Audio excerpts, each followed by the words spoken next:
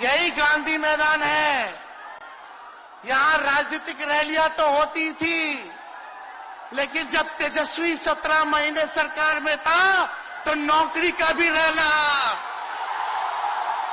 इसी मैदान से एक साथ 2 लाख लोगों को हमने नियुक्ति पत्र बंटवाया था।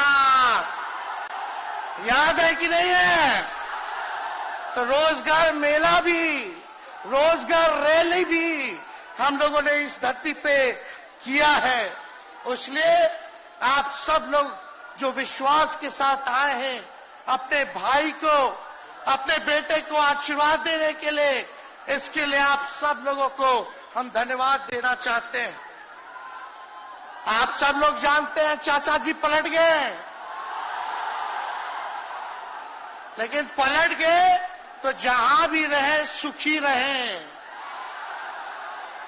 आप लोग तो जानते हैं, हम आपसे पूछना चाहते हैं, सबसे पहली बार आपने किसके मुंह से सुना था 10 लाख नौकरी का?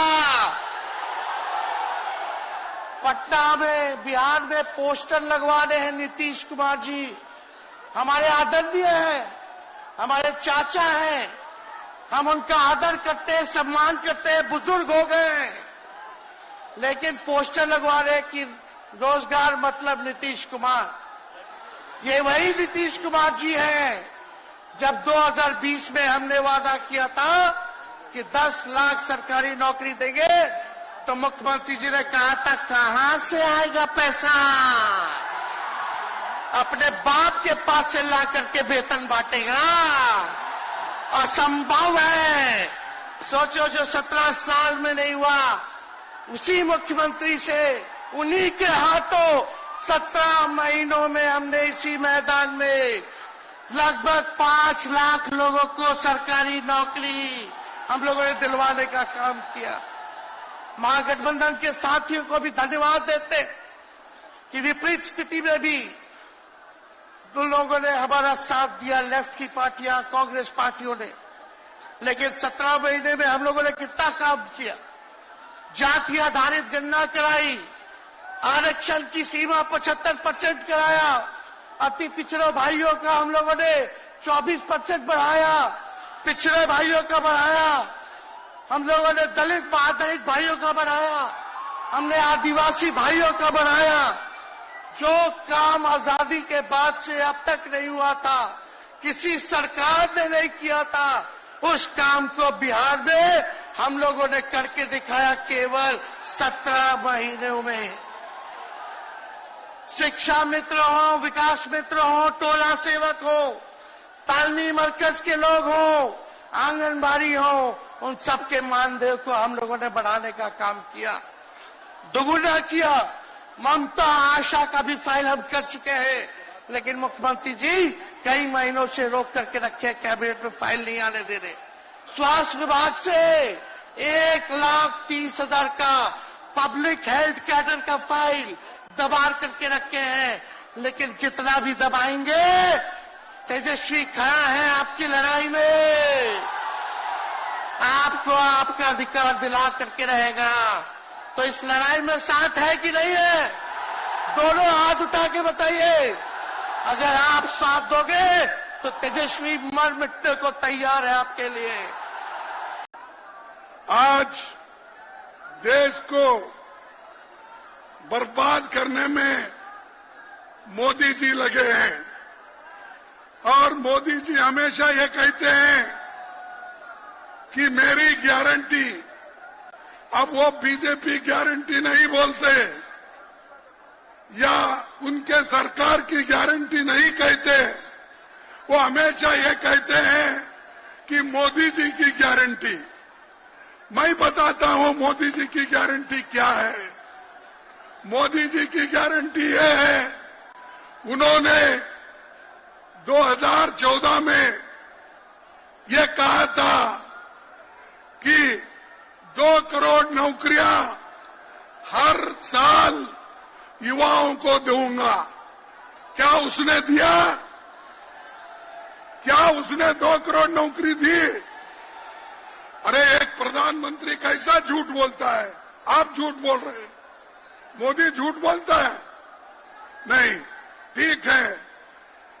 फिर उसने ये कहा कि बाहर से काला धन लाकर हर एक को 15-15 लाख उसके जॉब में डालूंगा बोला।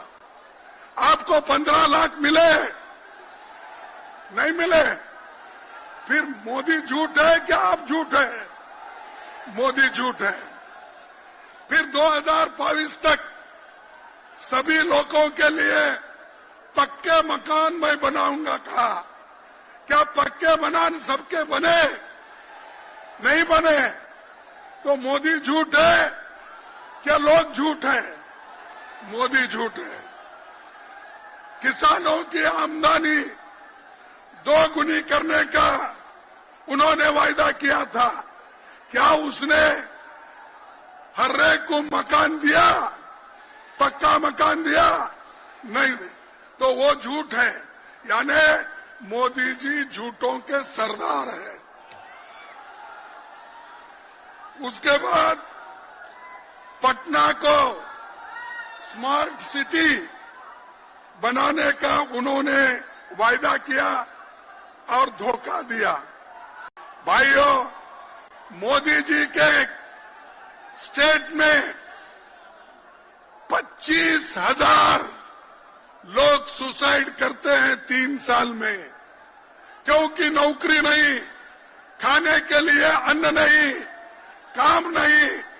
आज मोदी के स्टेट में 25,000 लोग 3 साल में मर चुके हैं, सुसाइड कर लिए। 500 स्टूडेंट सुसाइड कर लिए हैं। फिर भी मोदी कहते हैं ये मोदी की गारंटी। तुम्हारी गारंटी क्या है? सबको मालूम है, सबको धोखा देना यही गारंटी है आपकी। भाइयों, मैं दूसरी बात ये कहूंगा, उन्होंने नौकरी का वायदा किया था, उन्होंने तो नहीं दिया। लेकिन तेजस्वी ने जो वायदा किया था वो उसने करके दिखाया।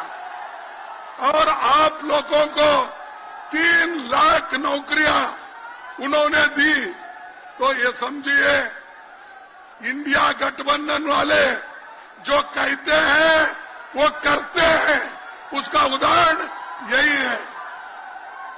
तीसरी बात, आज इंडिया गठबंधन बीजेपी का मुकाबला कर रही, मोदी का मुकाबला कर रही। जब तक आप मोदी को नहीं हटाएंगे, इस देश में सुख और समृद्धि नहीं रहेंगी, लोकतंत्र नहीं बचेगा, संविधान नहीं बचेगा।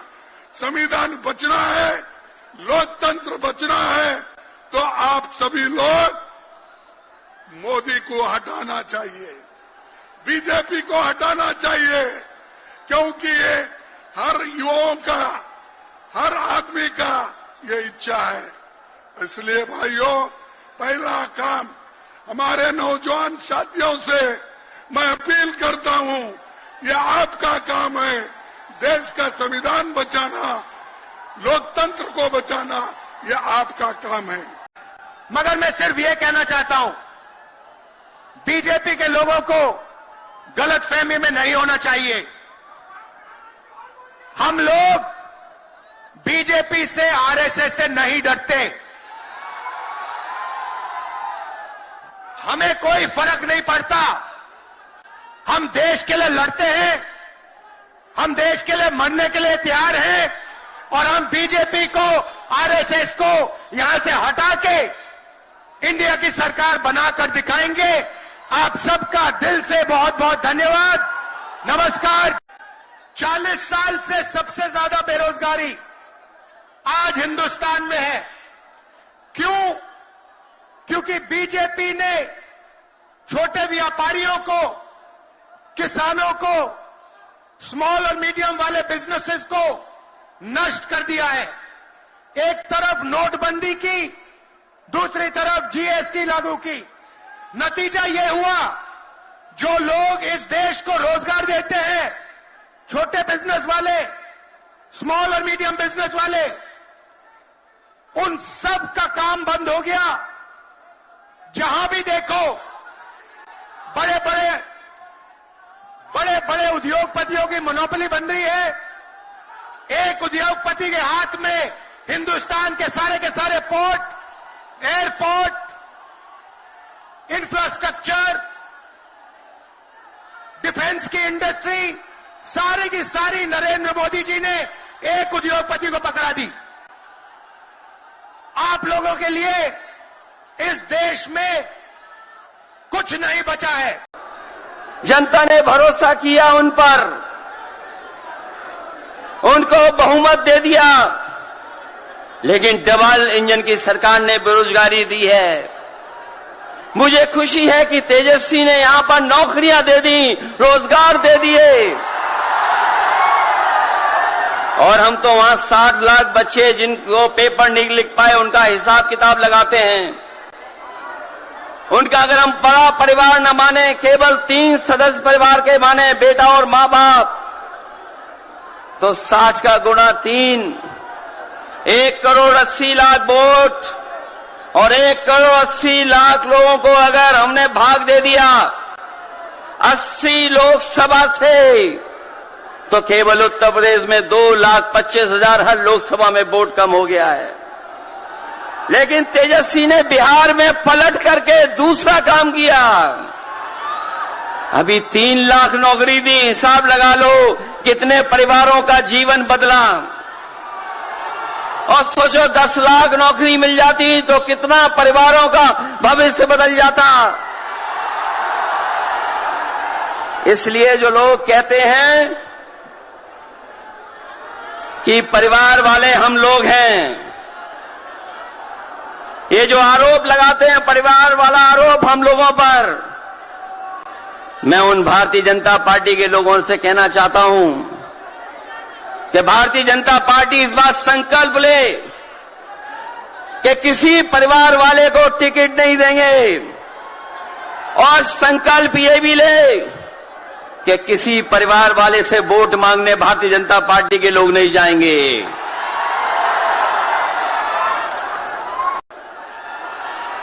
जिन्होंने चुनाव शुरू होते ही ऐलान कर दिया है कि अगर उत्तर प्रदेश 80 हराओ का नारा दे रहा है, अगर उत्तर प्रदेश 80 हराओ का नारा दे रहा है, तो बिहार भी पीछे नहीं है। 40 हराओ का नारा यहां से भी निकल करके जा रहा है। और अगर यूपी और बिहार मिलकर के 120 सीट हरा देंगे तो भारतीय जनता पार्टी का क्या होगा। मैं अभी सुन रहा था, हमारे कम्युनिस्ट पार्टी के नेता ये कह रहे थे कि समुद्र मंथन हुआ था कभी। समुद्र मंथन हमारे सभी लोगों को पता है, समुद्र मंथन के दौरान क्या हुआ है। लेकिन इस ऐतिहासिक मैदान में मैं कहना चाहता हूं कि 2024 में संविधान मंथन होने जा रहा है। एक तरफ वो लोग हैं जो संविधान बचाना चाहते हैं, संविधान के रक्षक हैं, और दूसरी तरफ वो लोग हैं जो संविधान के भक्षक हैं, संविधान को खत्म करना चाहते हैं। मैं जब बिहार आया हूं आपके बीच में, जब मैंने अखबार उठा करके देखा तो एक युवती ने जान दे दी।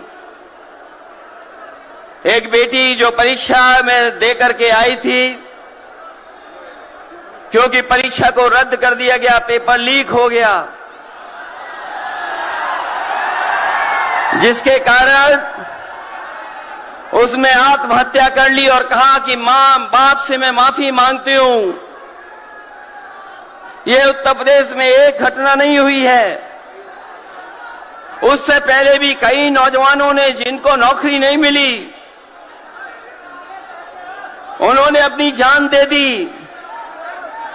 जिस सेज से मैं चुन करके आता था, वहां भी एक ब्रजेश पाल बेटे ने, हमारी आपकी उम्र से कम उम्र,